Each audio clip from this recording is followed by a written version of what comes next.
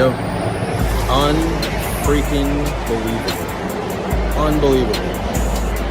I gotta be honest with you, that game drove me nuts. I cannot believe the Buccaneers lost that game. Wow. I don't even know what to say. Tough one. Man, that was an absolute laser from Cooch, wasn't it? What a crazy game. The Bulls are bowl bound for the third season in a row. An incredible performance. And listen, we know the competition. They did what they had to do. No more silver linings. No more moral victories. It was put up or shut up time. And boy, did they rise to the occasion.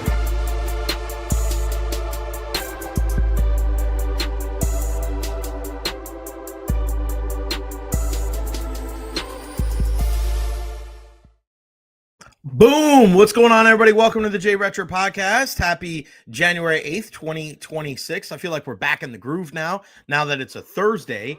But things are changing here in the Tampa Bay area. Listen, if you're joining us and you're wondering, why are we starting at this time? I was over at the arena today at Benchmark International Arena for our annual fireside chat with Julien BriseBois. We'll get into that at 2 o'clock today.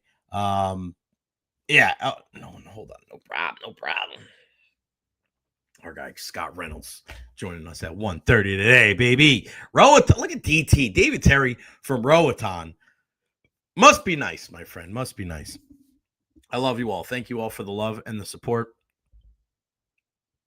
2,000 subscribers, baby. We finally did it. Thank God. Let's get up to 3,000. It's been a lot of fun. We're going to keep this thing rolling. Make sure you follow me on all social media platforms at Recher, Facebook, YouTube, Twitter, Twitch, TikTok, Instagram. I am everywhere. Like and subscribe on YouTube as well. Again, starting an hour later today, when you have an opportunity to sit there with Lightning General Manager Julien BriseBois and be able to pick his brain for an hour, you do it.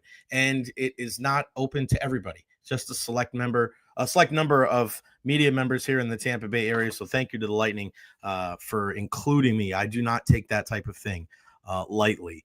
So we'll talk hockey at 2 o'clock.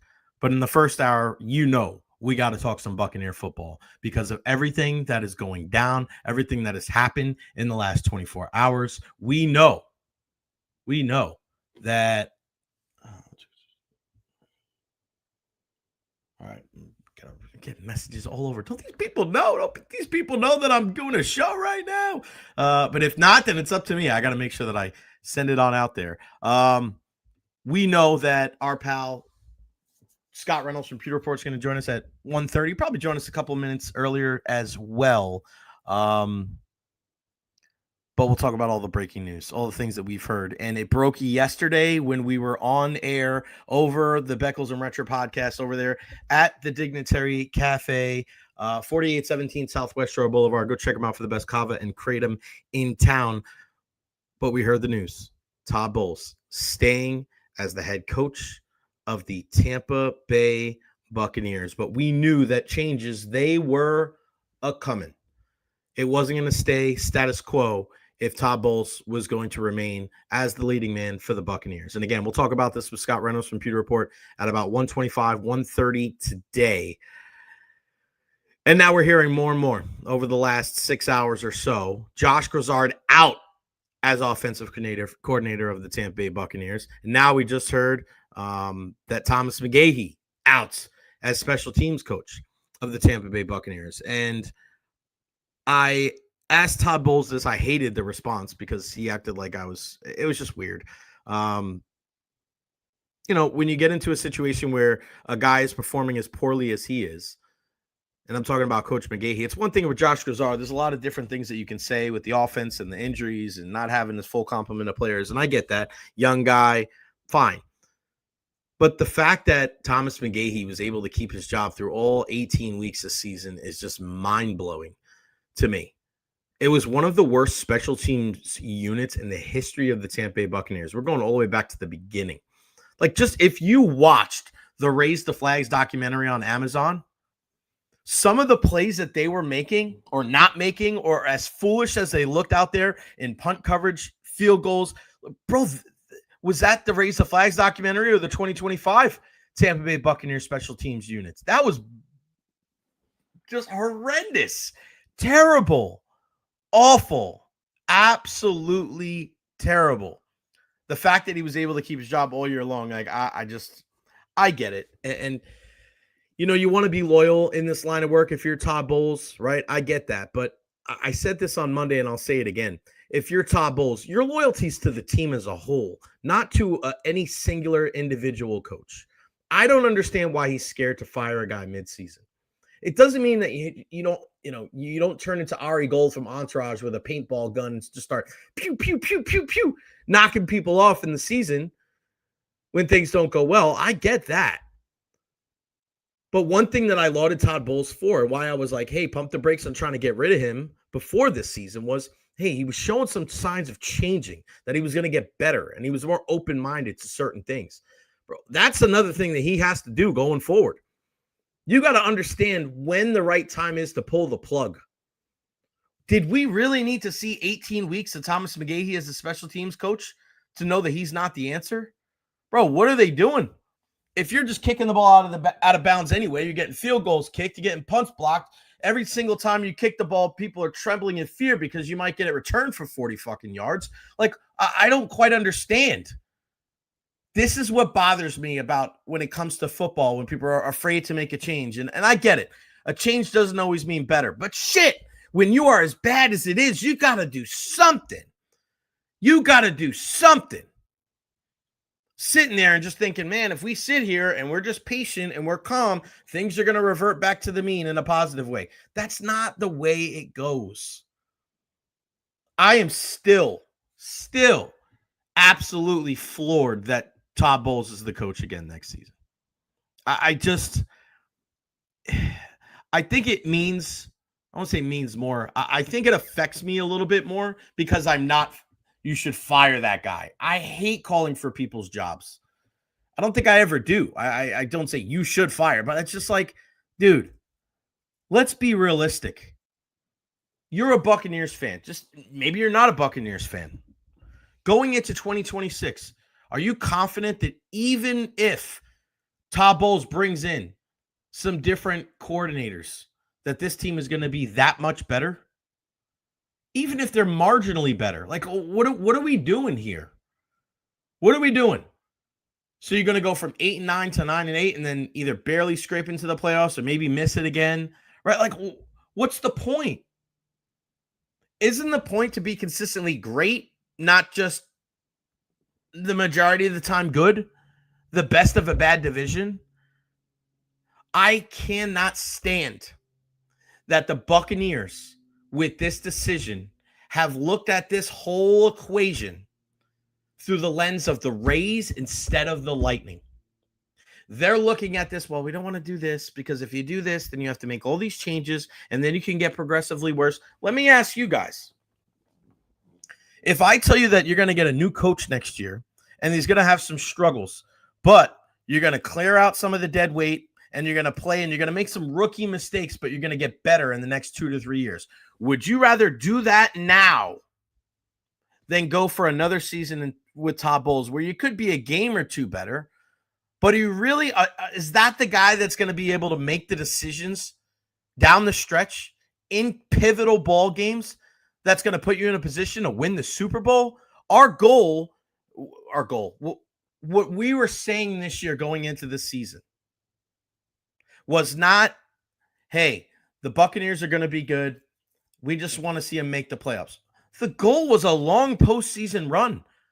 There were so many people that were saying if they don't make it to the NFC Championship game, it's a bad season, it's a bust, it's a regression.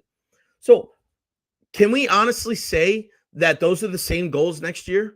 Realistically, I think it was realistically going into this season. But realistically, right now, what do you think the ceiling and the floor is for the Buccaneers next year with Todd Bowles? Man, this shit is strange, man. And now the thing that pisses me off is now you get people that are these flag wavers. We're bringing that back from the Dooming days. These flag wavers that just believe anything that their favorite team says. And it's even some of the people in the media. And I don't know anybody particular, but I just see it. And maybe not, it's not Tampa. Maybe it's New York. Maybe it's, but it's just like you cover a team. You want them to do well. So like yeah, you'll err on the side of caution of believing what a coach says, or maybe a player looks a little bit better on tape than he really does because you want him to do better. Then I see a problem with people having an issue with supporting the team because you are being biased. You cannot be objective. I don't quite understand that. I support our teams wholeheartedly. I don't know why it's so difficult for people to call a spade, to tell the freaking truth. What the hell's wrong with these people? A couple of years ago, and it's funny how shit changes. You guys remember this on WDAE. I went on the air when the Lightning got smacked 5-0 on the road by Ryan O'Reilly. Oh, no. O'Reilly wasn't on the team. It was St. Louis. They got beat 5-0 in St. Louis to the Blues when they were one of the worst teams in the league. O'Reilly wasn't even playing, or he wasn't even on the team anymore. And Sergachev played like ass. And I went on the air and I said, the reason why Ryan McDonagh isn't here is because Mikhail Sergachev is. And everybody's like, oh my God, oh my stars and garters, how could you say that? You cover the Lightning all the time. It's not personal. It's facts. The truth hurts. We got too many fucking cheerleaders in this town. Oh, whatever the Lightning do, we're going to trust. Whatever the Bucks were going to do. Oh, the Rays, the plucky upstarts. Damn those Yankees. If they had a better payroll. Like, bro, that shit is lame as hell. Lame. Lamest Winston to the 10th degree. Be real. Say what's on your mind. I don't give a shit who I piss off. Because you know what? It's not personal. And just because I speak with passion and I speak with emotion, this is what I am. This is what I do. This is who I am. I give a shit. I care. I put energy in researching these things. I don't just come off the top of the dome with bullshit freaking hot takes just so everybody can know my name. I don't care how long it takes for people to know my name. I'm going to be honest and genuine and thorough with my research and what I believe. I stood in the same spot. I sat in the same spot last year and told you why I didn't think it was a smart move to move on from Todd Bowles. And now I'm sitting here after new information 365 days later saying I think it is an egregious mistake keeping him on board. Egregious.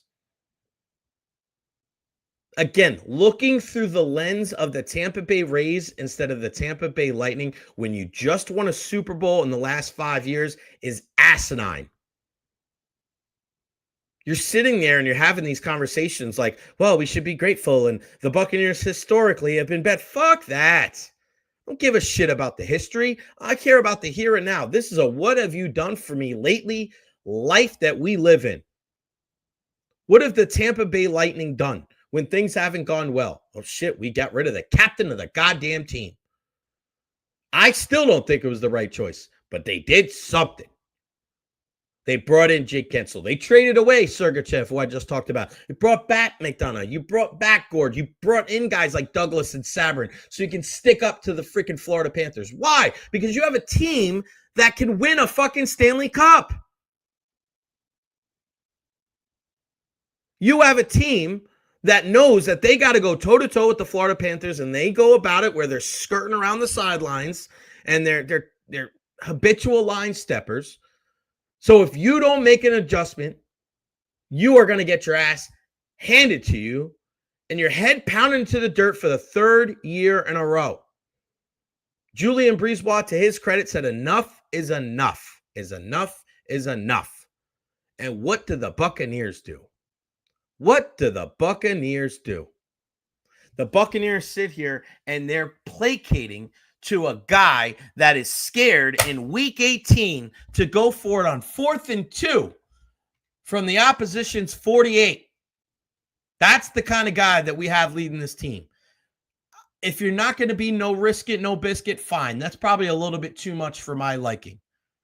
But if you look at what Mike Tomlin did at the end of the first half in that game against the Baltimore Ravens, knowing that it was going to be awfully fucking tough to be able to score on the goal line against the Baltimore Ravens, but he did it because it was a message that he was sending to his team. It's win or go home.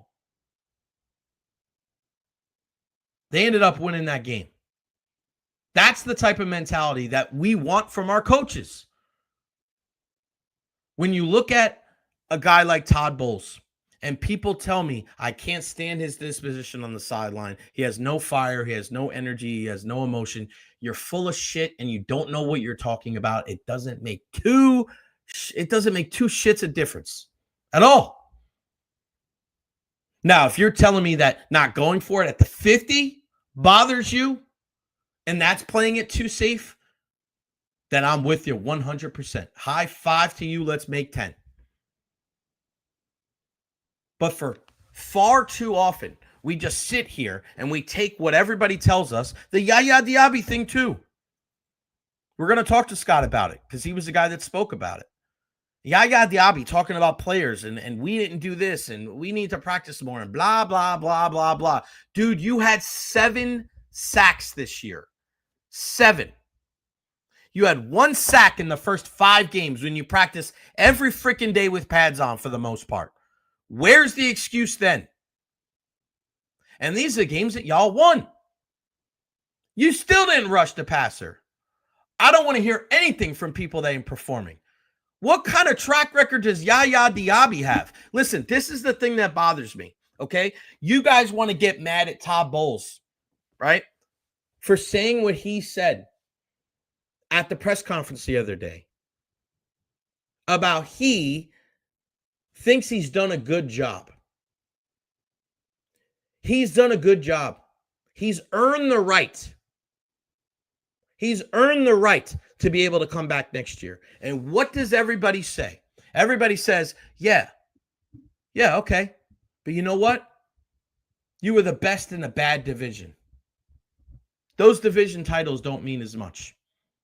Using that rationale, ladies and gentlemen, why in the blue hell are you going to use that argument for Yaya Diaby? Well, he led the team in sacks with 7. 7 sacks. How many did James Pierce have? Go look it up. How many did Cam Jordan have? You know how much it pains for me to say that. I don't quite understand how people can use that argument. Well, he was the best player on this defense. What the hell does that mean? Is Yaya Diaby playing on the 2020 defense? Is he playing on the 2002 defense? What are we even talking about here? I'm not listening to somebody like that when he needs to tell me what it needs to look like to prepare like a champion. I'm sorry. Consider your source. If Antoine Winfield Jr. is saying that, if Vita Vea is saying that, if Lavonte David's saying that, if Mike Evans is saying that, or Chris Godwin is saying that, or freaking Bruce Arians or Tom Brady is saying that, okay, fine. Maybe you give it more credence. But to sit here and act like what Yaya Diaby is saying is gospel, and the fact that he is the guy that's saying this, it's just another inclination that this team is even more screwed up than I think we all realize. I don't understand. You're talking about a team that went 8-9. You're talking about a team that didn't have juice and didn't have energy. So you brought in Jason Pierre-Paul off of his couch. Jason Pierre-Paul played as much football last year as Greg DeCruz in Costa Rica, as David Terry on vacation, as our guy Louie from the Frozen Pirate podcast, as much as Benny watching the Recher podcast. You played as much football as he did. And that's the answer? To bring him in? Did anybody notice him? And if you brought him in because of his off-field stuff, what does that say about your team? You're soft. If you're soft, you can't just blame it's everybody. Again, I've been saying this shit for weeks. And it's so strange. I put out this video about how you can't just blame Bowles, you got to blame Light. And I still have people like, well, it's not just Jason Light, it's Todd Bowles. Like, bro, do you even watch the video? Tune into the show every day at noon for real talk. I'm not a Todd Bowles hater. I'm not a Jason Light hater. I'm not a Bucks hater. I'm not a Baker hater. I'm not a Yaya Diaby hater. I'm a person that's going to give it to you real, straight. And if you don't like it, too damn bad. I'm not here to be a fucking cheerleader. This is organizational failure from the top down. I mentioned I didn't on Monday want to talk about the Glazers because I feel like ultimately the decision that we are going to grade them on is whether they bring back Todd Bowles or not. And now, I got to tell you, I think they're wrong. I think you're looking at a team that has accomplished less under Todd Bowles than they have under John Gruden and Tony Dungy, yet you want to keep him around for what? Y'all didn't even really pick him. This was Bruce's idea. This is Bruce Arians' idea. And you didn't want to insult a guy like Bruce Arians because of what he was able to do to bring the second Super Bowl championship to this city. And you like Todd. He's respected. He has head coaching experience. I was as apprehensive as anybody in this town. This is the thing, is we get so locked down when we're giving our opinions on anything in life that we don't adjust when new information is presented to us. It doesn't mean you're a flip-flopper. It doesn't mean you're flimsy. It doesn't mean you don't have conviction. I'd rather have somebody go, hey, you know what? I was wrong, but now that I see the facts, my opinion has changed. That's where I'm at. In the beginning, I was as hesitant as anybody about Todd Bowles being the head coach because I saw the way it went down with the Jets. And you know what it looked like? It looked a lot like what we just saw in 2025 with the Buccaneers.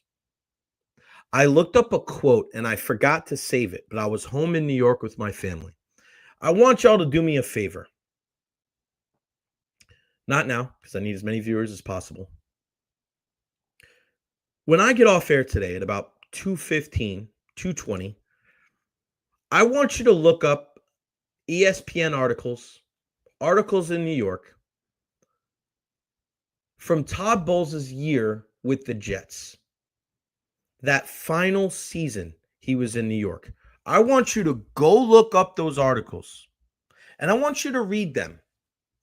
But I want you to take the word Jets out, and I want you to put the word Bucks in. And then I want you to just sit there, and I want you to ask yourself, are we just doing the same thing the Jets did all these years ago? Are things really going to be different next year? Haven't we seen the ending to this movie already? It's wild to me. It's wild. It's crazy. I don't understand why. And I listen, I can see the rationale. I don't agree with it. I can see that you say the injuries and, if you have a new offensive coordinator and if you have a new special teams coach and if you have blah and blah. But you know what?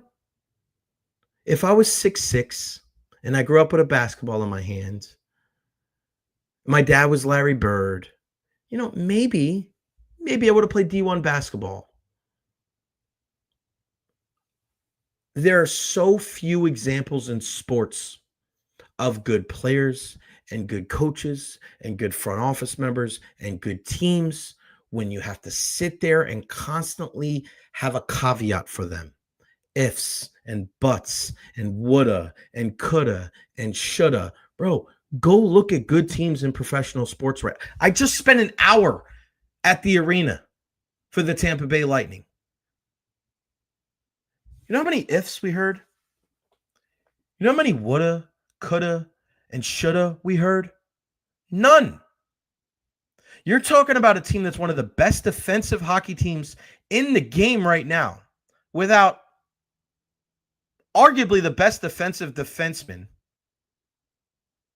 in the game the last 10 years in Ryan McDonough. A surefire first ballot Hall of Famer, Norris Trophy winner, in Victor Hedman and a guy like Emil Lilleberg that seemed to really kind of start catching his groove here in the last couple of weeks after being public enemy number one, you lost 3 defensive stalwarts on a team that prides itself on defense. No excuse. Not one. Charles-Edouard Dastou steps up. Declan Carlisle steps up. Steven Santini steps up. I just said Declan Carlisle. Listen, Declan Carlisle, Steven Santini, Max Groshev. I'm going to bring those names up to Bolts fans in about 5-10 years, and you're going to like, who the hell was that? And I'm going to say those were the guys that were playing meaningful minutes in the middle of an 8-game winning streak for the Lightning back in 2025 when Victor Hedman, Ryan McDonagh, and Emil Lilleberg were hurt. Oh, wait. Did Eric Chernak miss time this year? Yep. Did Max Crozier miss time this year? Yep. Did Andrei Vasilevsky miss time this year? Yep.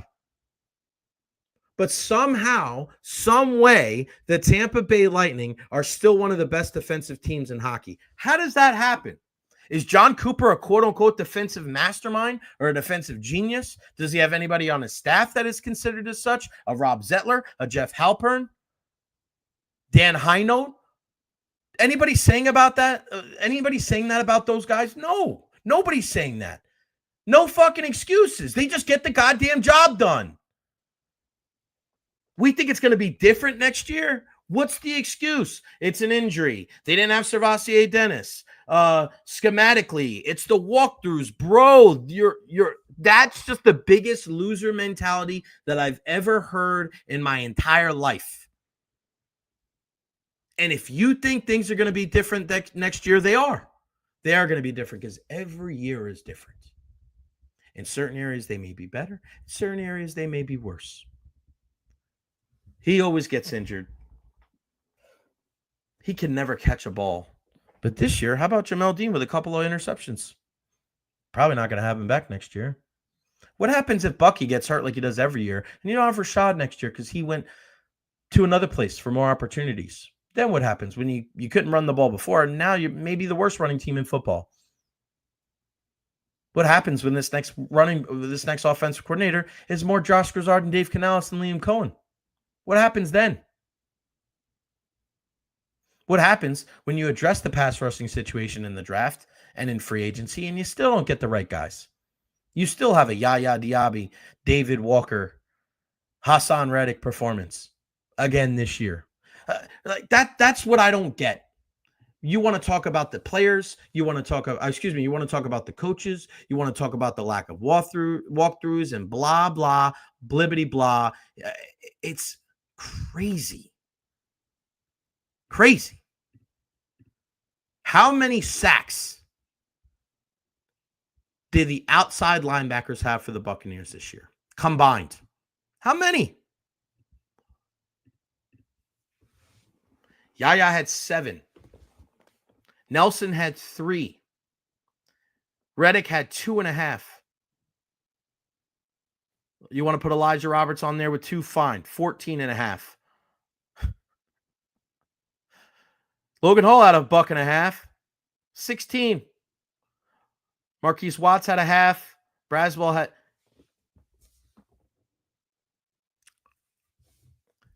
Yaya Diaby, Anthony Nelson, Hassan Reddick, Elijah Roberts, Logan Hall, Chris Braswell, Marquise Watts. You had 17.5 sacks from 7 people on the outside. Again, we'll count them again. Yaya with 7. Nelson with 3. That's 10.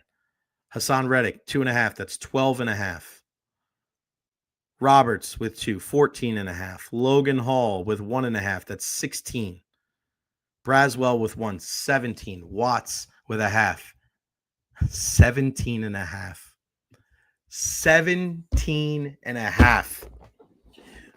The Buccaneers had 7 outside pass rushers this year that gave you 17.5 sacks.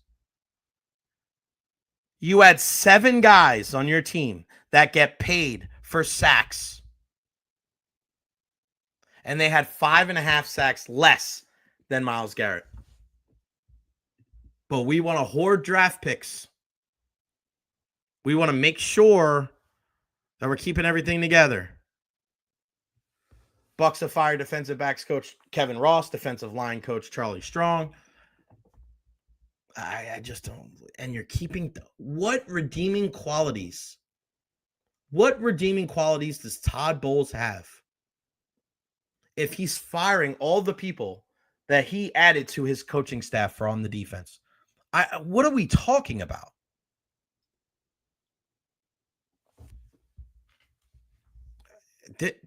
Bro, I just don't. I don't understand. I don't understand that this is the route that the Buccaneers are taking. There's no way. There's no freaking way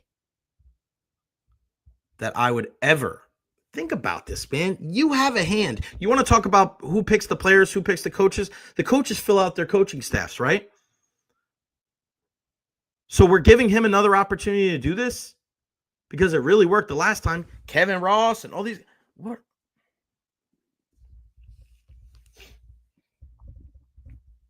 Delaying the inevitable. Delaying the inevitable. That's what we're doing. That's what the Buccaneers are doing, guys. They're delaying the inevitable. It's mind-blowing to me. Again, you had 7 pass rushers on the outside for this team this year that combined for 17 and a half sacks. 7 for 17 and a half. Embarrassing. What's not embarrassing is this guy who's been crushing it, and he's all over it. It's our pal Scott Reynolds from Pewter Report. Hey, Scott. How we doing? Better than the defensive staff of the Tampa Bay Buccaneers. That's bloodletting. I mean, and it has to happen. It has to happen, buddy. Let's start there before we get into Bowles and Yaya. Let's just talk about Grizzard and McGahee and Ross and Charlie Strong. Like, this had to happen. Yeah, it did. And Nick Rapone retiring also. It certainly needed to happen. The defensive side of the ball, I think, is worse than the offensive side. You know, we just had an emergency podcast a little bit ago on Pewter Report TV, our YouTube channel. And, you look at Josh Grizzard's numbers, they're actually slightly better than Dave Canales' numbers from the 2023 season. The problem is, though, is you want to improve, right? And there's no denying that the numbers, whether it was points scored, yards, Baker Mayfield's production, that all went down in 2025 from where it was with Liam Cohen in 2024. But what was the level of expectation, right? Josh Grizzard was a rookie play caller, very much the same boat that Dave Canales was in. And before the season started, I thought, okay, well, Josh Grizzard is going to be probably a little bit better than Dave Canales and not as good as Liam Cohen. And that's exactly how it played out. I think what sealed his fate was getting Bucky Irving back and Jalen McMillan back and Mike Evans back, and then just not producing points really down the stretch. They had 28 points. It wasn't enough to beat the Falcons 29-28. They lost that game on Thursday night. Then 20 points in a 2023 loss at Carolina, followed by really 10 points. If we're being honest, they were losing 20-10 with a minute left in that Dolphins game, and they scored a cheap touchdown against a prevent defense, and then just 16 points against the Panthers in a narrow 16-14 win at home in a rainy game. And, the fact that the season kind of ended on a whimper offensively probably led to Grizzard's firing. What I would love to know, Jay, is did this have to happen, or did Todd Bowles want this to happen, or did the Blazers want this to happen, right? I mean, I don't know. Maybe Todd Bowles said, well, the devil I know is better than the devil I don't know. If we're going to get yet another offensive coordinator, he might be worse than Josh Grizzard next year, right? I would love to know if the Blazers said, Todd, what do you think? What do you think about Josh Grizzard? Do you want to keep him? And he said, yeah, let's keep him. And then they said, wrong answer. No, he needs to go, and you need to fire him. Or does Todd, kind of reading the room, use Grizzard as the scapegoat and saying, well, I know we have to fix some things on defense, and I'll take responsibility for that, but offense didn't score enough points too, and so I'd rather him go than me, so I'm going to say Josh Grizzard should be fired. I just don't know, and we're not going to know probably. But interesting to be a fly on the wall during that meeting between Bowles and the Blazers. Scott, you and I had a very thorough conversation before the season, and and Matt knows I was one of the very vocal guys of not being 100% on the hey, let's move on from Scott, let's move on from Todd Bowles type of thing. Like, you never know, as you just alluded to, the devil you do know versus the devil you don't know. But I think it's ignorant, and I also think it's very short-sighted, is if you don't change your opinion on things when new information is presented to you. And I just said before you got on, 365 days later, and I have a 180-degree turn on my belief on Todd Bowles being the head coach of this team. I agree. And it has nothing to do with the man. It's Scott, you've been covering this team a long time. I've been here for 12 years now. And when you were in those press conferences, you know what's it and you know what's not it. And especially for me covering the Lightning, brother, I walk out of there and I feel like I know the game more. Yeah. And I had such a dirt John cutter. Cooper kind of knows what he's doing, right? And you know what? But he gets 1,000 games later. But Scott, and I wish the coaches, and I know you have a pretty, you've done such a great job, and I implore everybody to go to Pewter Report TV and the discussions with Bruce Arians and all the different coaches, including a guy like John Gruden over the years. Some great stuff. John Cooper does a great job of kind of talking us to the side at times too, and you just see the insight. You see where the rationale, you see where the thinking, even when things aren't going well. Yeah. But I walk out of the press conference the other day, brother, and I feel like it's another Dirk Cutter. I feel like it's another Byron Leftwich, where it's like, I'm not really buying that. And I'm not an overly pessimistic person. And I asked the question about Thomas McGahee, and I thought I asked it in a nice way. For sure. Of like, why isn't it so easy to just say fire who would you put there? I'm like, listen, bro. I don't ask you Keith for Tandy. How about that? He's the assistant special teams I'm not. coach. I don't ask Todd Bowles. Right? I don't ask Todd Bowles what should segment 1 be on the Recher podcast today. Right. So don't get snarky with me. That's a fair question. Your special teams coach was terrible. Yes. So how do we get into a position now where the Glazer family, who I think had to wait to be judged, think that it's a good idea of like, hey, you had all these guys that were your guys, bring in some new guys. Yeah. He hasn't earned that right. He's done less here for Todd than Tony Dungy. He's done less here than John Gruden, yet they're giving him this responsibility as a head coach when he's living off of his role as the defensive coordinator of the Super Bowl team. I think this is just an egregious mistake. And I just think we're going to have the same conversation February or January 8th in 2027. Yep. And the thing too is like you can sit there and say, okay, well, and there's two ways they can go with an offensive coordinator, right? We'll jump in there real quick because that's going to kind of set the table for what I'm going to be talking about here. It's like, all right, you can go Todd Monken, you can go Mike McDaniel if you can hire one of those guys if they want to come here, right? We have to keep in mind this is kind of like Groundhog Day, right? Yeah, it is. In 2023, the Bucs couldn't find an offensive coordinator to save their life because Todd Bowles was coming off of his first season in Tampa Bay, 8-9, by the way, but he did win the division title, right? So you got the participation trophy, but 8-9, they had a playoff loss, an ugly loss to the Cowboys. Tom Brady had retired, so I get it. You had Kyle Trask, and nobody wanted that job. Todd Monken didn't want the job. He went with the Ravens instead. Dan Pitcher said, I'm going to stay with Joe Burrow and Zach Taylor in Cincinnati. So Dave Canales was the only guy that said, yeah, I'll take the job. Thanks for hiring me because I have no play calling experience, right? But he got the job because of that. Now, fast forward is a little bit of an easier sell. You have Baker Mayfield. That's a plus. You got Bucky Irving when you only had Rashad White back then. You have maybe Mike Evans. You have Chris Godwin. You have Emeka Buka, Jalen McMillan. You have more weapons to work with. You got a really good offensive line. It might be more of an attractive job. And maybe someone looks at it from a cutthroat / opportunistic sense and says, you know what? Maybe I go there and do a good enough job. And if the defense doesn't get fixed and we end up 8 wins, 9 wins, and they want to move on from Todd. Well, I saw what happened to Dirk Cutter. He got the job when they fired Lovie Smith. So maybe that's me, right? And so maybe that's why the team would go that route. Or they spin the wheel again with another unproven play caller, but they go back to the Rams and get maybe like a Nate Schilhaas and say, hey, remember Liam Cohen's playbook? That was like Sean McVay's playbook. Yeah. Can you run that rather than what Josh Grizzard was running last year? And maybe they do that again with an eye on, well, Nate Schilhaas is a guy that's got a lot of buzz as a future head coaching candidate. Let's grab him a year early and see what he can do with a year on the job. And maybe we make the switch there. But, I took no pleasure in doing it.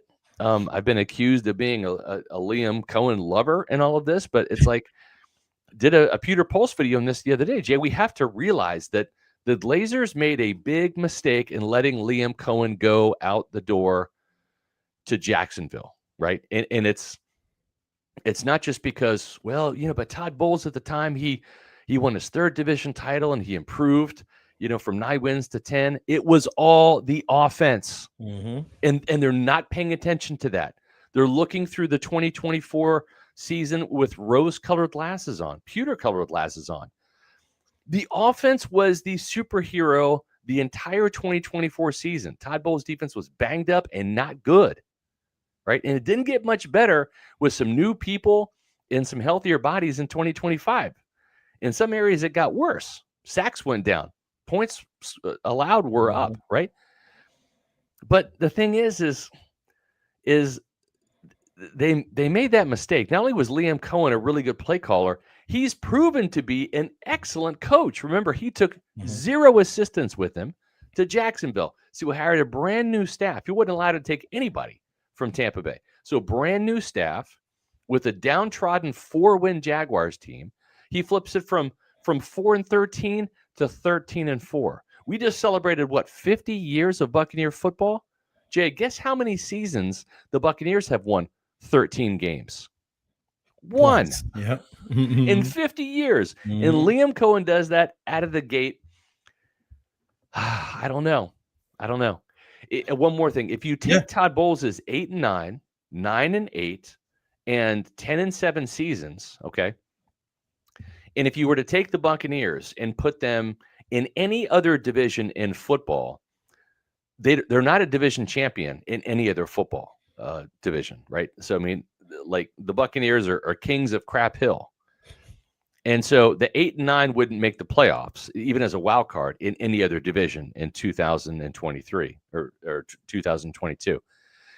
In 2023, a 9-win team, I'd have to go back and look. I don't think that makes the playoffs in the NFC. 10 wins last year, I don't think makes the playoffs, right? Because you had a 15-2 division winner in Detroit, and then a 14-3, team in Minnesota. So I'm just saying, it's like, okay, so you won the division, you can hang the banners and all of this, and get your hats and T-shirts, but like you've done nothing in the postseason. And I don't know, I just don't understand the mediocrity that's being accepted right now. This is a coach with a 35-33 record, and I let me just say this: I love Todd Bowles. Great guy. Love him as a person, as a respected coach in this league. I think he does a lot of things right. And it's always, you even hear, coaches like John Cooper and Nick Saban talk about, process over results, right? We want to be a process over outcome driven program. That's fine. And this is what the coaches don't tell you, as long as the process leads to the favorite outcome and the favorite results, right? That's the winning. Which is winning. Yeah. Because without that, it doesn't matter. You can have a great process, but if it doesn't translate to wins, guess what? It's not a great process. So again, it's like, I am an outcome-driven person, right? I'm a results-driven person, right? That's what I believe. And I also believe in a very good process, because those two things should blend. It shouldn't be one or the other. But you can't just say process, we're not going to care about the results. That's bullshit. All right? Because this is a win-loss business. If you win enough, you stay. If you don't win enough, you lose. Just ask Mike McDaniel. Just ask Raheem Morris, et cetera, et cetera. Yeah, it's a great point. And you say some of the things like that. Carolina doesn't hire Dave Canales. He comes back as the offensive coordinator for year 2. We don't even hear of Liam Cohen. Todd Bowles might be gone last year. That's right. Right? Like, it's just so crazy how everything happens. And I just go back to just the basic, if you're a certain type of coach, and this is what your bread and butter is, and your team is supposed to be, and you're not. If I'm a base running and bunting type of baseball coach, and my kids can't bunt, and we get thrown out stealing third all the time, I'm not going to have a job, and deservedly so. You're a defensive head coach, and you're not doing the job. And it boggles my mind that it's just, no good team out there is good because of caveats or ifs and buts and coulda, shoulda, woulda. I can't stand that. That's what this Buccaneers team, they're looking through their team like it's the Rays instead of the Lightning. You just won the Super Bowl 5 years ago. What are we talking about? I want to ask you about the Yaya Diaby thing because the Yaya Diaby comments, and you did such a great job of putting that story out. The Yaya Diaby comments drive me nuts. Which one? Because I've done two. I've done one on the players not being hungry around him in terms of the pass rush, and then another one was the soft it's both. practices. I think it's the soft practices, but I really do think it's both because I find it hard to believe, Scott, that we're talking about in the same vein Todd Bowles, and he said it when we were there. I've earned the right for another year because he's won division titles. And people push back on that, deservedly so, because of how bad the division is. Now Yaya Diaby is stepping up in year 3, and people are kind of taking his word for gospel. My man had 7 sacks, less than James Pierce. Absolutely. He's played all these games. He has underperformed in a big way. Year 3, this was supposed to be your year, homeboy. Hassan Reddick was supposed to help free things up for you. I love the effort, love the TFLs, but this is a results-oriented business. He hasn't been nearly good enough. It's tough for me to hear that from him when it's just like, dude, you're part of the problem too. I know that he's not the only one, but he's got to wear this too. Okay, but here's the thing, Jay, and I believe what Larry Foote says. By year 3, you're telling the league who you are as a player. Right. You got 3 years to develop and all that. He told us last year, what? I'm an elite pass rusher. Check the tape. Elite pass rushers don't have 7 sacks. Well, he gets pressures and not enough sacks, right? And he is what he is. He's a 7-sack guy. He's not Jason Pierre-Paul. He's not Shaq Barrett. He's Carl Nassib, right? And I'm just being honest. And that's okay if Yaya is your number 2, right? Right. And if you have an alpha, let's say this team trades for Max Crosby on the other side. If you have a guy that is pushing quarterback your way, if you're the blindside guy and you've got a dogged edge rusher who is chasing the quarterback your way, you're going to get your 7 sacks. And guess what? You're going to get like 3 or 4 cleanup sacks too. And you'll be a double-digit sacker, but you're really not going to be that number 1, that alpha. And I love Yaya. I appreciate his honesty. I appreciate how hard he works. You look at his tape, he doesn't loaf. He doesn't slack off. Right. Is he limited? Yes, as a pass rusher. He lacks some instincts. He's not the most instinctive guy. He could use some more pass rush moves other than the bull rush, okay? But he is what he is. But he will give you maximum effort. He's good, not great. He's a player you want on your team rather than you don't. And I think he's telling the truth in this instance. And I think in his mind, sure, he's a 15-sack guy or whatever, but you're not until you show it. So I'm with you, Jay. But Hassan, he was better than Hassan Reddick. He's better than Chris Braswell. He's better than Anthony Nelson. He's the best they've got right now. And you look at the tape, and Yaya's the guy that's out there hustling, trying, and ultimately being the most effective, right? He does get a pretty good amount of pressures, right? And maybe if with his pressures, if you had another guy that could get close to the quarterback, and Hassan Reddick didn't, Chris Braswell didn't, if you had another guy on the other side of Yaya, you might be creating some cleanup sacks for the other guy, right? With all those pressures. So, Shaq and JPP worked incredibly well together because if one guy didn't get you, the other guy would. And right now, this is a lopsided, team with one edge rusher that is a number 2 and maybe ideally a number 3, right, in your rotation. Right. You can do better than Yaya Diaby, but right now he is the best they've got, right? And now the Bucs can't. And without Kalijah Cansey in there too, that really limited some effectiveness from him because he's such a disruptive player. And you kind of saw that in 3 games. I hate to say it, stats are for losers, but the Bucs were actually 3-0 when Kalijah Cansey suited up this year, as crazy as that sounds. I know. Because he is a little bit of a force multiplier. He is a guy that with this disruption, he might have, like, for example, he had no tackles against the Panthers, but he showed up. He penetrated. He caused some disruption. He made some plays for other people. Wasn't a great game by Kalijah Cansey by any stretch of the imagination, but it's his first game back since week 2. What were you expecting, right? So I don't know. I appreciate Diaby's care factor, I guess is what I'm saying. Because you know what, Jay? There's a lot of guys in that locker room that don't care. And a lot of those guys, I shouldn't say a lot, some don't care, and they're not going to be here next year. I know you got to roll. I mentioned Jason Light needs to wear some of this too. I hated that they brought JPP in, because if you need juice and energy in week 16, what does that say about your roster construction? What does it say about your players, your coaches, and your GM? It's an indictment on everybody. Sure.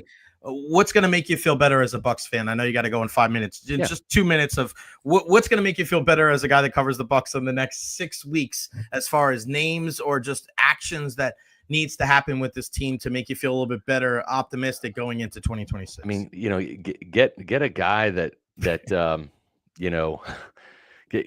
guy that can coach pass rush, right? Mm-hmm. Charlie Strong is gone. I would hire Joe Cullen from Kansas City. He was here before, and I think he's one of the better pass rush coaches in this league. 37 sacks is unacceptable. So, that's a drop off from 44 the previous year. And this was a Bulls team that had at one time 48, right? So it's a big decline. So find the right assistant coach there. The right offensive coordinator is going to be huge. I'd like to see someone else call plays, right? If the Blazers love Todd Bowles this much and they want him to be the head coach, then be the head coach, right? And put somebody else in the role of defensive play caller. I don't know if that's on the table. I don't know if that's expected from Bowles or what. But if Jason Light can somehow, some way force John Spytek to part ways with Max Crosby, that would be welcome for me. I mean, if you're going to spend a first-round draft pick on an edge rusher again, right? Mm-hmm. You've done that with Joe Tryon-Shoyinka. You've spent a couple second-rounders on Noah Spence, on Chris Braswell. Those haven't worked out. Get a proven commodity. Get a guy whose give a shit factor is incredibly high, who is a manimal out there, part man, part animal. And that's Max Crosby. That is the Jason Pierre-Paul that you need, but not the 37-year-old version. You need the guy at his prime when he was here at age 28, 29, 30, helping you win Super Bowls, going to the Pro Bowl, having a 12.5 sack season in 2018. That's the type of impact player they need up front. Whether it's a trade, whether it's going out and getting some splash guys, they need a veteran linebacker or two. Mm-hmm. I've said this before to your point, and I love Jason Light. I'm supporting him. I think the overall body of work and track record speaks for itself. Right. With the front seven, he knows what it's supposed to look like. He's done this before. He traded for Jason Pierre-Paul in 2018. He drafted Vita Vea in 2018. He did an unpopular move in some circles by switching out a very popular Gerald McCoy for Ndamukong Suh in 2019. That was the right move. Sure was. He also signed Shaq Barrett. So that's your Super Bowl front four right there that was chasing Patrick Mahomes around all day. Jason Light's fingerprints are all over that. He knows what it's supposed to look like. Has he strayed from that? Yeah. He's relied too much on the draft. And Joe Tryon-Shoyinka, Logan Hall, Chris Braswell, they have been clear misses, right? So he's got to get back to using free agency. He's got to get back to using trades and then keep swinging, right? Mm-hmm. This is a guy that his blind spot used to be running back, Jay. Yeah. Then he hits Rashad White. Then he gets Sean Tucker as an undrafted free agent, a priority guy. Then he hits on Bucky Irving. So sometimes you just need more bites at the apple, and then you understand what it tastes like, and you have the ability. And again, Yaya's not bad. He's just not an alpha. He's not a number one. And that's and you need a number one. You need a number one. You had Simeon Rice as your number one back in 2002. And guess what? You had a B guy on the other side. You had Greg Spires. That was a good 1-2 punch. Right. It was a little bit more high profile with Shaq and JPP in 2022. But you need that alpha, right? You need that alpha. And then you need at least a solid number two. And I think Yaya can be that solid number two. But we'll see. Bryce, JPP, Shaq, none of those guys drafted by the Buccaneers. That's right. Jason Light's got to get better. Absolutely. No Pro Bowlers since Tristan Wirfs and Antoine Winfield Jr. Yeah, that's right. Got to get better. And that's the thing. And I've said it for months now. Yeah, he's drafted starters, but not stars, right? Mm-hmm. Servacio Dennis, technically starter. Cade Otton, technically starter. I mean, they're not stars. They're starters. They're role players, And those kind of guys, you need to upgrade. You can get by with them for a year because you only have 7 draft picks, right? You only have so much money to spend. So Rome wasn't built in a day. But those are the guys. Okay, was Servacio Dennis an upgrade over KJ Britt? Yes. Okay, but Who's the upgrade over Sebastian Dennis? You got to keep climbing. You got to keep replacing your guys. I mean, go back to when Gruden came in here in 2002. You looked at the roster, and this was a roster that lost and scored 3 points. Was it 31-3 in 2001? Tony Dungy's last game up in Philadelphia in the playoff loss. This was a roster that year that had Brad Johnson, Keyshawn Johnson, Mike Allstott, Simeon Rice, Warwick Dunn, Simeon Rice, Derek Brooks, Warren Sapp, John Lynch, and Rondé Barber. Right. All of those stars went up there and they lost 31-3. Okay. So what happened the next year? They turned all of their D players into C players and their C players into B players. Little upgrades here and there, because if you have a bunch of A players like the Bucks did, they were Pewter Pro Bowlers at the time, and then some C and D players, good teams will target those C and D players, and those are the guys giving up touchdowns, or those are the guys that that are getting exploited on offense, right? The Riedel Anthonys, guys like that. And so that's what Gruden did. He upgraded the roster and turned the C's into B's, got rid of the D's. It won the Super Bowl.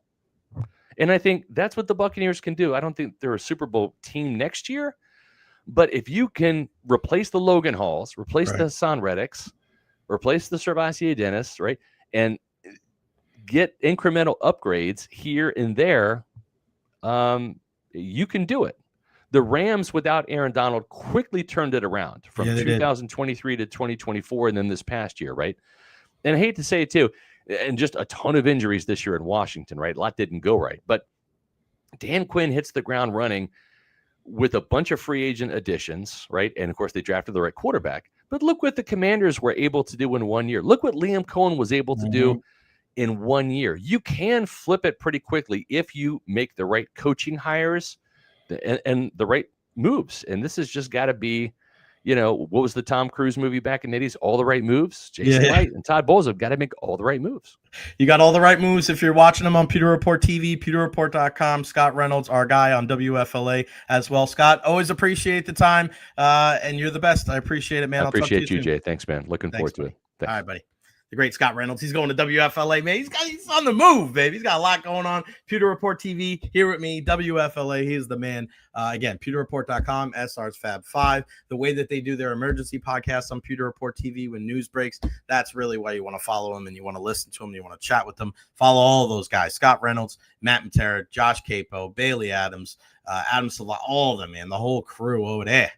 Really, really good stuff. The whole crew that I love over here, my friends over at Honest Hammer Custom Builders, LLC, all your residential and commercial needs, 813-244-0956. My guy Hammer, I'm sure he's not too thrilled with everything today, with everything else that's going on, but he's a Tampa Bay sports fan just like you. You want to support local. These are the kind of people that you want to support. My friends over at Honest Hammer Custom Builders, LLC, thehonesthammer.com, thehonesthammer@gmail.com. Tell them that you heard it right here on the Jay Recher podcast. You get a discount. All your residential and commercial needs. You're looking for kitchen renovations, bathroom renovations. Just have a question. Be like, hey, man, I'm looking to do this in one of the rooms of my house. Give him a shout. He's the best. Hammer, my guy Russ, the man. 813-244-0956. The EverHealth Injury Report is tomorrow on the program because, listen, what do we got to do? Well, we got plenty to do today, because we were at our fireside chat with Julien BriseBois of the Tampa Bay Lightning, and we knew we were going to start the show a little bit late. So tomorrow at 12:30, we'll have our EverHealth Injury Report with our guy, Dr. Carlos Rodriguez, the man. We'll catch up with him. The EverHealth Institute, with a very, very similar just kind of background what I was doing at the, Connecticut School of Broadcasting. You get that hands-on training. If you want to get into the medical field, go to everhealth.org for all the information. I go there as my personal care doctor. I see Dr. Rodriguez, and, they have a sliding scale for the uninsured. They take all kinds of insurance. There's 17 different locations in Pinellas County. This is the new age of healthcare. So please head on over there. Go check out the website. It's so informative. There's so many different things. They want to work with you from the cradle to the grave, pediatricians to the elderly. Like it's awesome. It really is. Going in there, walking around campus, it just can't be beat. Everhealth.org, partners right here on the Jay Recher podcast. Make sure you follow me at Jay Recher Facebook, YouTube, Twitter, Twitch, TikTok, Instagram. Like and subscribe on YouTube as well. Balala Bell.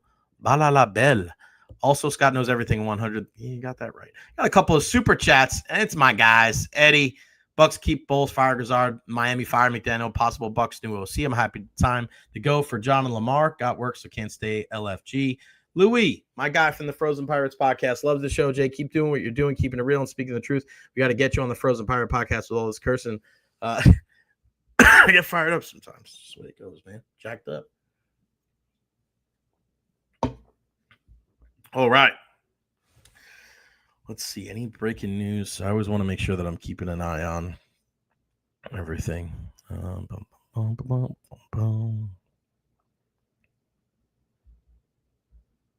right, still looking.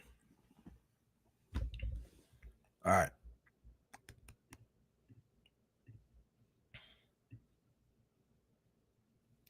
Okay, so we had the fireside chat today with Julien BriseBois. And some of the biggest, and this is, we're just so blessed to be able to have the opportunity to sit there with the general manager of one of the best teams in all of sports, and he's just so open and honest and transparent with everything. There's nothing off the table. Obviously, we're respectful. We're not asking them, the winning lottery numbers or anything like that. But Julien seems very, very happy with where the team is right now, and I think we can all agree that he's completely right. The way that this team has built the defensive structure to where it looks a lot more like the team that won the Stanley Cup in 2021 than what we've seen the last couple of years when they get bounced in the first round. That's got to make you feel positive as a fan of the Tampa Bay Lightning going forward. No doubt about it. A couple of the big things, a couple of the big takeaways for me was Darren Raddysh and JJ Moser and Anthony Cirelli in his selection for Team Canada, and also Connor Geekie. Doesn't seem like they're going to do much at the trade deadline because of all of the money that they've had to spend on some of these guys, guys going up and down in the lineup and having guys scratched. Remember, there were some years when there was like one guy scratched because they were so close to the salary cap. This year, yes, they've been able to have a couple of guys scratched, a couple of forwards and a defenseman in certain games, but you're still paying those guys too. So that's something to be cognizant of. But I like the way that this roster is constructed. He mentioned because of that, you're going to get everybody healthy after the All-Star break for like a couple of weeks, and you're not going to be able to accrue that much money. So any trade that you're going to have to make is going to be money in and money out. So we know how those deals are. A couple of years ago, we were saying that same thing, and you got Matt Dumba and you got Anthony Duclair. Didn't really help too much. Duclair got worse as his time went on, and Dumba kind of is what he was, or was what he was. But I look at a guy like Darren Raddysh, and Julien BriseBois let us know like that extension is not coming during the season. And you can't blame him, right? We had this conversation with Eric Erlinson yesterday. Raddysh has done fantastic, right? He has been incredible. Scores a hat trick. He is on the first power play unit. He's the first defenseman out there. He's the shutdown guy with JJ Moser. But we also have to be cognizant that this was a guy that earlier this year was a healthy scratch when everybody was healthy. So it's hard to put a value on that. It's hard to know how much money you're going to commit to a guy like that, knowing that when he doesn't play as much as he's playing right now, he does have some issues. And I know a lot of players would like to say that, I play better when I, get more opportunities, but it's not always like that. There's a reason why guys are 6 men off the bench in basketball. There's a reason why guys are rotational edge rushers in the NFL. That's just kind of the way it goes. And then when they get an opportunity to be the starters, the production is not the same. It doesn't always extrapolate over time when you play more. It doesn't always happen like that. Darren Raddysh is one of those small cases where it does happen. The more he plays, the better he gets. The more confidence that he has, his confidence grows. His play it ascends so quickly. And we got to give a lot of love to a guy like JJ Moser, who he's played with the majority of the time here in the last couple of weeks. JJ Moser was one of those guys that signed an extension here just a week or two ago. And I asked Julien about that. What's different about a guy like JJ Moser? And his words were like, well, we knew it last year. before he had that injury, that kind of freak injury last year, he was playing at an elite level, and he is. He's just such a good freaking player. He can play with Hedman, he can play with Destu, he can play with Radish, he can play with anybody. And he's tough, he's tenacious, he sticks like you're seeing JJ Moser go up against like Sidney Crosby. Like he's picking on the best players in the game. It's incredible. He's such an awesome guy. He's got a fantastic personality. So those were two of the big things today that we gleaned from that whole situation. Now, another thing that I've been talking about for weeks is how all of these quote unquote experts that cover the great game of hockey didn't have somebody like Anthony Cirelli on their roster for Team Canada for the Olympics. And I kept bringing up the point that this guy was such a huge part of the team for the Four Nations, that he plays for a guy like John Cooper. He's got somebody like Brandon Hagel that you already have that tandem, which a lot of people think is the best PK duo in the game. And then, Julien BriseBois, his general manager, is part of the brain trust as well for Team Canada. So I asked him that. I said, what is that process like? What is that process like when you have a guy like Anthony Cirelli that is not one of the first guys on, like a McKinnon or a McDavid? Do you have to sell a player like that to the rest of the guys up there making the decisions on who makes the team or doesn't make the team? And the response from Julien was so impassioned and so like almost serious. And you can tell how serious that he and the fellow members of Team Canada, like that brain trust, how important it is for them to get this right. Julien said, I am taking this as serious. What was the word that he used? I have to give you the right wordage here because I've never taken anything more serious in my entire life. Right? Like, we've never taken anything this serious. Like, that is legit. Julien BriseBois also mentioned that there's almost like this checks and balances type of system there with Team Canada, where if you have your guy, it can't just be like, oh, you're vouching for an Anthony Cirelli or Brandon Hagel. The other members of that group, of that decision-making group, they have to believe in those guys too. And I find it hard to believe that a guy like Doug Armstrong, the general manager of Team Canada, doesn't look at Anthony Cirelli and Brandon Hagel and go, those two guys I want. Those two guys right there that go up against the best players every single year. Those are the guys that I want. I find it hard to believe he wouldn't want those two on his team. And Julien said it. Anthony Cirelli is a very good player. And you bring up all the success that he's had coming up through his youth hockey career, a back-to-back Stanley Cup champion, being on that Four Nations team that won it all with Team Canada. And it's not just that he was on that team. It's not just that he was on those teams. It's the fact that he was playing big minutes against the other team's best players. And I've been trying to tell you guys this for months. When people out there, these quote-unquote experts that were just trying to put the 12 best players on or the 12 highest scorers on, it's not the way it goes. It's not the best players, it's the best team. Julien remarked that they put a bunch of different type of rosters together to see which ones check off the most boxes. This is a team that can play with the lead. This is a team that can play from behind. This is a team that can play better in the neutral zone. And this is what they settled on.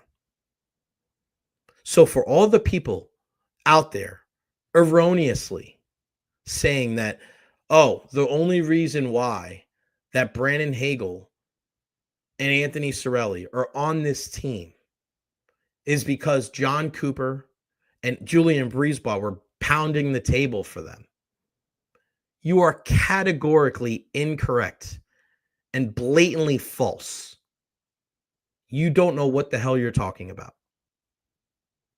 Objectively, I could give two craps if Cirelli is on Team Canada. I'm an American. I want them to lose. I wish he wasn't on the team for that reason.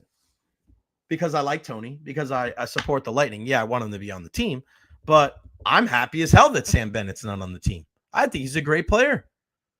I think it is a big thing for the United States that Sam Bennett's not there. The reigning, defending Conn Smythe winner is not playing for Team Canada. Good for us. Red, white, and blue. There you go. It's the way it goes, folks. The way it goes. What else? All right, some of the other things too. Talking to Julien BriseBois, you're looking at a situation with Connor Geekie. Why is he not up here? And it was a great question from our friend Deandre Lou from the Hockey News. Why we thought he would make the team out of camp? Why not? Well, I think the big thing was when you look at it, wasn't playing that much here, didn't have the puck on his stick. This is what Julien was saying. He's only 21, and he's staying up there in Syracuse. He's first power play minutes, playing on the penalty kill. He's got the puck on his stick a lot. That's what you want. You don't want him to go there and see that his confidence is low and it's shattered and he's just not the same guy. Everything is worked out when it comes to Connor Geekie. They really seem to like what they've seen from him. Makes you feel good. Saying that Charles-Edouard Destou, sometimes one person can get all the credit. He said that he's got 9 or 10 fathers, so there's a lot of people that should get credit for Destou. He's been amazing. He has been absolutely amazing. Just kind of going through everything. So when the defense gets all healthy, that's called Coop's problem. Coaches like to have options. We rarely had extra players in years past. Now they can put out a different lineup, whatever the best fit is. Trying to keep everyone in the organization. If they're going to go on a long run, they're going to need everyone. He mentioned Oliver Bjorkstrand being a big part of the power play. 11 points in the last 3 games. Seems to be getting more comfortable, probably playing a few minutes in the past, but a big contributor to them. He thinks all the players are going to grow coming back from that experience. Iron sharpens iron when going to the Olympics. Best of you is called upon every shift. Hopefully it serves a launch pad for a really good summer for the Bolts. When you look at the situation with the Lightning and the schedule, people are talking about a condensed schedule. 36 games in 74 36 games in 74 days. Now it's 35 games in 74 games, only one more game. But there's 82 games scheduled in 170 days instead of 185. So one fewer game, but in 15 fewer days. The condensed schedule is coming up. Unprecedented schedule down the stretch. Big challenge for March is what Julien BriseBois had to say. And then finally, we're asking him about the outdoor game, how excited he was.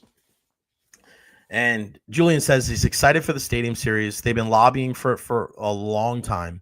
It's a great experience for the players. 82 games is a grind, but they may not remember every February 1st game, but they'll remember this one. Guys working on their costumes right now.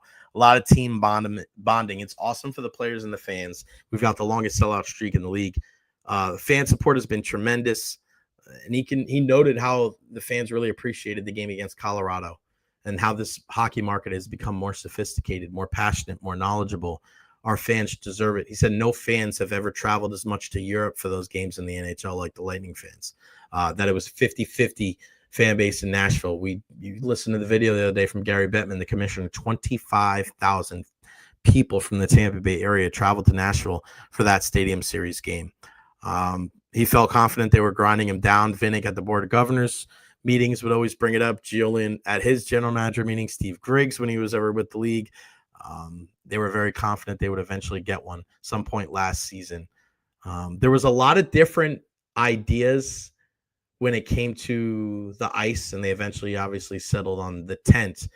But Julien told us that one of the ideas, and it wasn't from the Lightning, it was just kind of from somebody in the conversation, was to have a dome over the rink. And then 2 helicopters were going to come in from the MacDill Air Force Base and then pick up the dome and fly away with it. And Julien said it to us. He's like, how cool would that have been on television to just see a dome over an NHL rink? Here comes 2 choppers. Get them to the chopper. Here comes 2 helicopters from the MacDill Air Force Base. and just picks up the dome and then flies away with it. Like that would have been incredible. That would have been incredible. But Julien said the more they talked about it, the logistics and the safety of it, not having the insurance for something like that. Like, think about how crazy that would have been. Like, you pick up this dome, and all of a sudden, like, you drop it on the pirate ship, and it's like, oh, sorry, Recher, my bad. Or like you're flying with it, and you leave the stadium, and then boom, you freaking drop it like on top of La Teresita or something. It's like, oh my god, my bad. Like that would have been the worst thing ever. Yeah, it's a cool thing to talk about, but those are kind of the stories that you get from Julien BriseBois when you are at the fireside chat. It would have been cool. It would have been cool, right? To be able to see it. And Eric said that there was something in the Simpsons movie as well about them coming in and putting a dome over Springfield and then bringing it out. So maybe that's where they got the idea from. I'm sure there's a lot of Simpsons fans out there, like our pal Eric Erlinson, that knows exactly what I'm talking about. But a great chat as always with our pal Julien BriseBois, the Lightning general manager. So grateful to be included in that conversation. All right, guys, that's going to wrap it up for me today. We were just firing the cannons real quick, all Bucks and then some Lightning here on the channel. Back at noon mañana, we'll have the EverHealth injury report with our guy, Dr. Carlos Rodriguez, at 12:30. We'll have Ed Encina from the Tampa Bay Times joining us as well. We're definitely going to talk some Buccaneers. We got plenty to get into. Thank you to Scott Reynolds from Pewter Report for joining us on the program for our super chats as well. Louie and Eddie, you guys are the best. Couldn't do this without you. Couldn't do it without my friends over at Honest Hammer Custom Builders and EverHealth. Those guys are the best. Make sure you tune into my guy, Tom Krasnicki, on WDAE starting at 3 o'clock as well. All right, guys, it's going to wrap it up for me. I love you all. I can't thank you enough for the support. We'll see you tomorrow at noon right here on the Recher Podcast. I'm gone.